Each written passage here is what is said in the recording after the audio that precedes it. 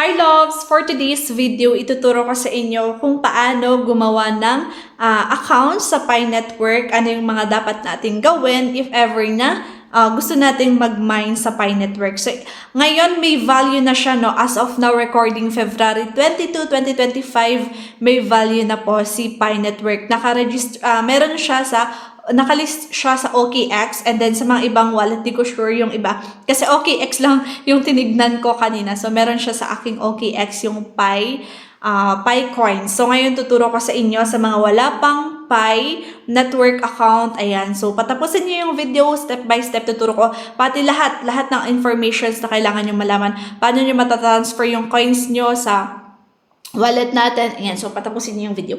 Okay, so first step mga loves, syempre pupunta kayo sa Play Store. So isa-search niyo lang po ang Pi. So Pi Network, isa-search niyo lang po yung Pi Network and then install niyo lang po siya. Okay, after niyo ma-install, paki-install na din yung Pi browser. So kailangan natin tong Pi browser mga loves. Ayan. Wrong pa yung aking. Ayan, Pi browser. So, from Pi din yan, no? From Pi Network. So, i-install nyo din yung Pi browser kasi kailangan natin yan. So, first, yung Pi Network, yung Pi browser, dalawang app na yan, kailangan natin. Okay. So, after nyo ma-install yung Pi browser, i-open nyo na po yung Pi na application. Okay? So, Pi Network application, ang lalabas po dyan is, enter invitation code. So, kung gusto niyo sumali sa GC ko, for more guidance and tutorials, pwede nyo i-enter yung aking invitation code, which is GNET2016. Pag na-enter nyo yung invitation ko na GNET2016, then, after that, nasa description box yung link ng GC natin. Sali kayo sa GC natin, mga loves, punta kayo sa link ko sa description box. Click nyo yung link ng GC natin. So, sa Telegram yun, mga loves, okay? So, for more guidance and tutorials, if may mga tanong pa kayo na hindi masagutan sa video, diba? Okay, after that, after malagay yung invitation code, mag-sign up kayo gamit yung Facebook account niyo or Google account niyo, okay? So, Facebook account or Google account. So, after nakapag-sign up na kayo ng informations ninyo, next na pupuntahan natin, sa screen nyo, nakikita nyo na ganyan na siya after ninyong mag-sign up. So, ganyan talaga yung first na bubungad sa atin.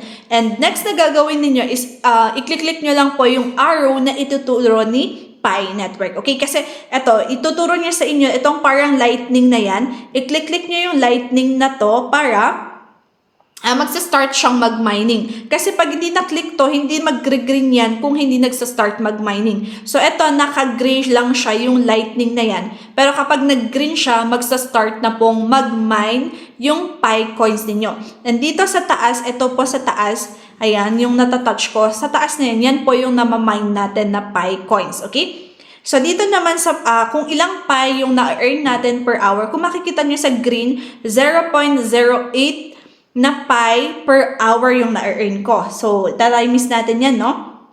0.08 per hour ko, no? Times 24 hours. So, 1.92 Pi yung ma-earn ko sa isang araw. Okay? So, ganun po siya pag first. Okay? So, after ninyong i-on or i-activate yung mining ninyo, ang next na gagawin ninyo mga loves, pupunta kayo dito sa my 3 lines. So, click nyo yung my 3 lines and pupunta kayo sa profile.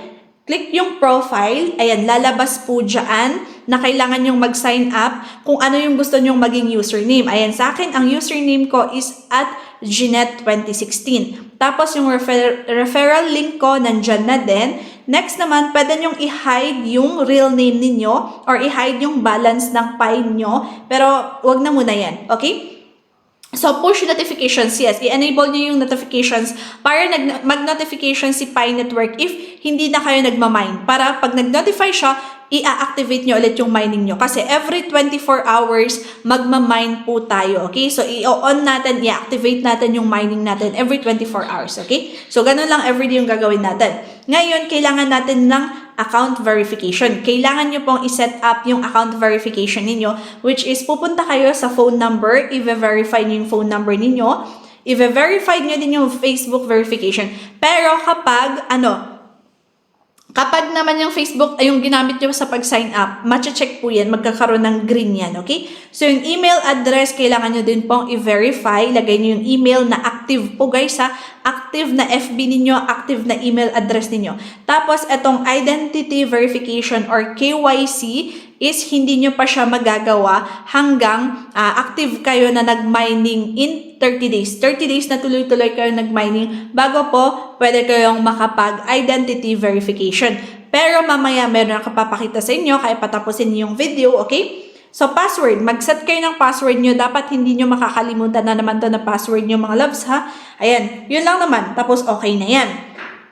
Ngayon, if lahat okay na, make sure lahat po ng ilalagay ninyo na informations ninyo dito sa inyong Pi Network account is yung real name ninyo, real age, real kung ano man ang tatanungin sa inyo, basta ilagay niyo yung real accounts ninyo. Kasi pag di nyo nilagay yung real accounts ninyo, hindi pwede yung mga wrong spelling, hindi magkakatugma kasi sa ID ninyo for identity verification. So, kailangan real accounts nyo, okay? Yung ilalagay nyo dyan.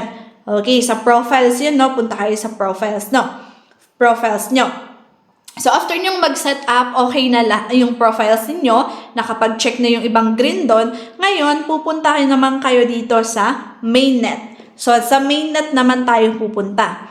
Okay, so sa mainnet checklist kasi, kailangan natin ditong i-check yung mainnet checklist natin para makita natin yung mga kailangan gawin para ito kasing mainnet checklist, dito na papasok yung Pi browser. So, kung ano yung nandito sa mainnet checklist, kailangan nyo makompleto yan para makapasok kayo sa Pi browser ninyo. Para pwede pong matransfer yung miniminas ninyo na Pi coins sa Pi browser wallet ninyo para pwede nyo siyang matransfer papunta sa OKX and pwede nyo makonvert yung Pi coins nyo at maging USDT. Pag naging USDT, pwede nyo po siyang isell at magiging pesos po yan. Magiging pera yan. Pwede nyo siyang ma-pay out gamit yung GCash nyo, bank accounts nyo. Okay? Pero syempre, kailangan nyo pag-aralan kung paano gamitin ang OKX, paano gamitin ang cryptocurrency. Okay, kasali na yon, no?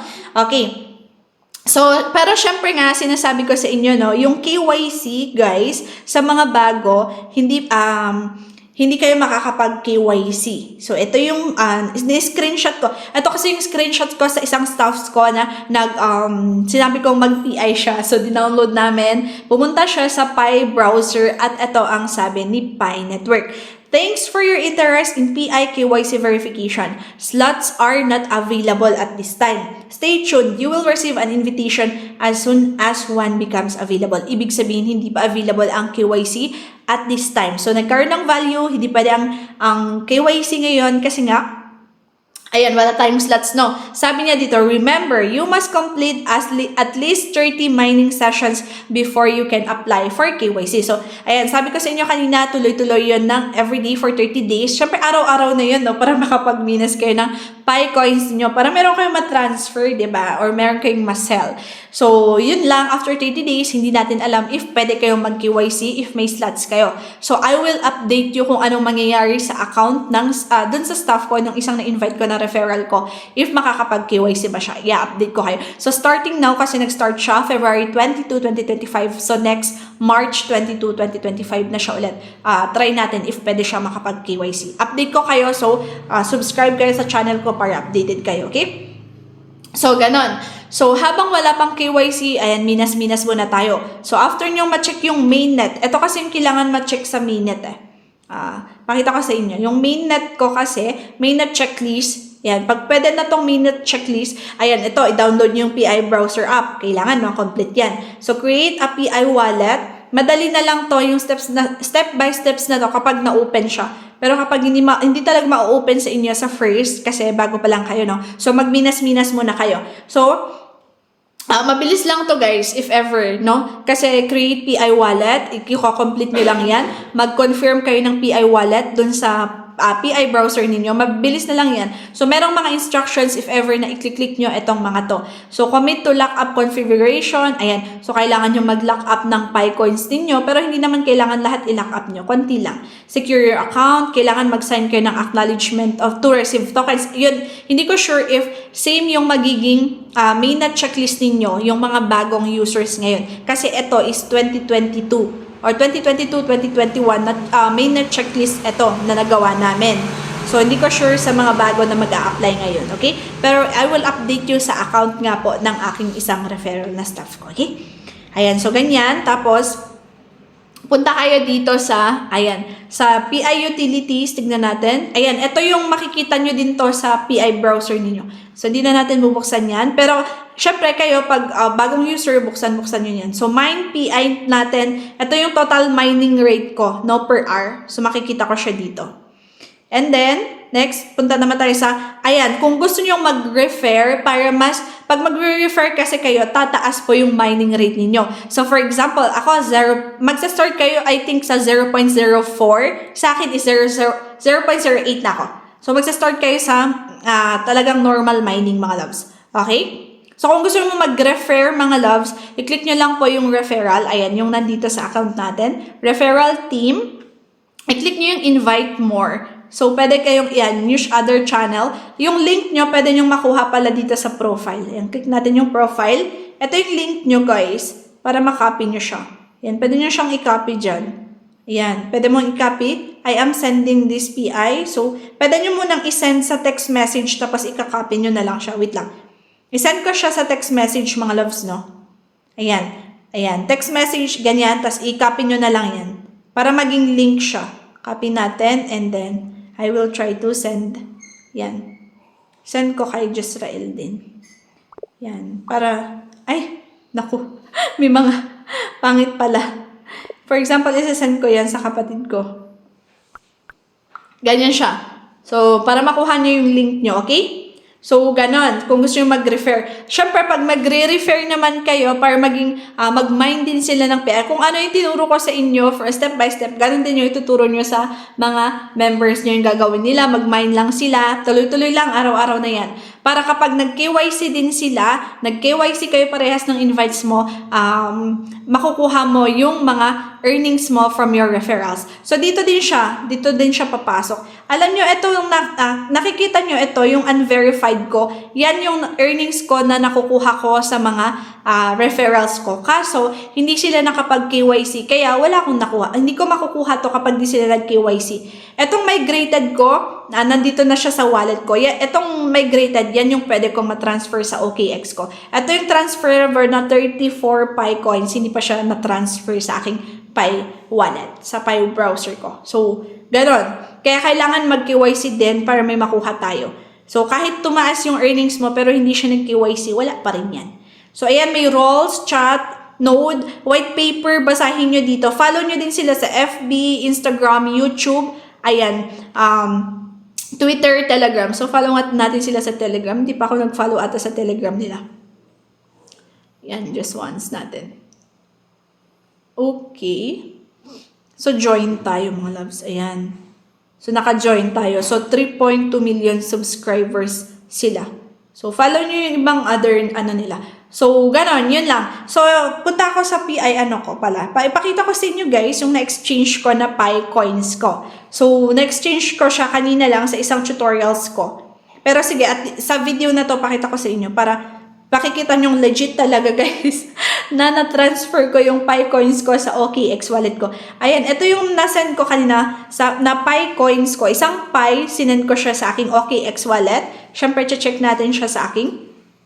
Ayan, ito siya, OKX. So, yung time, 8:51 PM. Kanina lang yan kasi nag-tutorials ako. So, 1 Pi has been credited to your account. Sa OKX mismo to. Pupunta tayo sa OKX wallet ko. So, nasend ko yung 1 Pi sa aking OKX wallet. So, yung, ito, 1 Pi. Ayan, makikita nyo yung value ko. So, makikita nyo yung logo ng Pi dyan na, ayan, so 1 Pi equivalent to 61.49 pesos. Kanina, 70 yan. Kanina, 83, naging 45 nung hapon pa yan, 45. Tumaas yung value niya ngayon. So, ganyan. Ngayon kasi, bago siya, kaka-launch ng value niya, so pataas pababa talaga. Mabilis tumaas, mabilis bumaba. Kasi nga, madaming nagsisell, madaming nagbabay. So, naaapektuhan yung price or value ng Pi coins natin. Pero syempre, ako, hayaan ko lang dyan para whether tataas or bababa siya.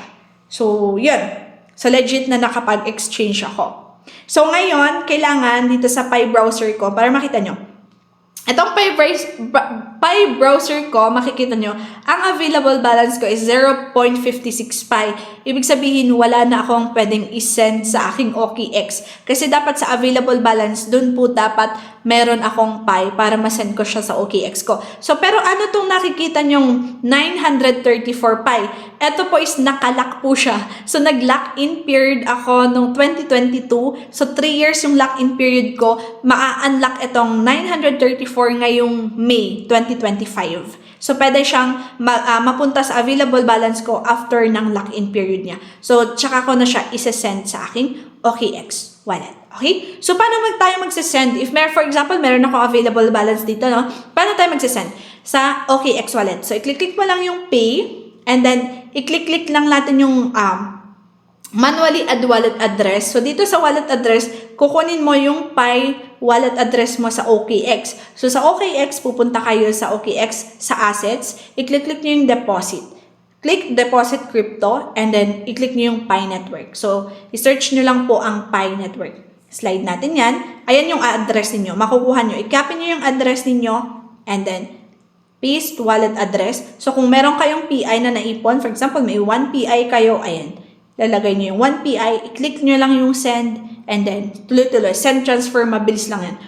Walang 1 minute, wala pang ilang minutes darating na siya sa OKX na wallet ninyo. So, ganun lang para mag-transfer if ever na meron na kayong available balance nga po dito sa inyong Pi browser. Kailangan nasa available balance siya, guys, ha? Hindi yung masasend yan pag pag wala kayong masasend dyan if wala kayong available balance sa Pi wallet ninyo. Pero syempre nga, dahil baguhan kayo, ayan, mag-mine muna kayo everyday hanggang sa maging available yung KYC ninyo para makapag-identity verification kayo.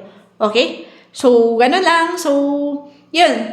Sali kayo sa GC, nasa Telegram yung nasa description box yung ating link ng Telegram natin, sa GC natin. Okay? So, yun lang share ko. Thank you for watching. I hope may natutunan kayo.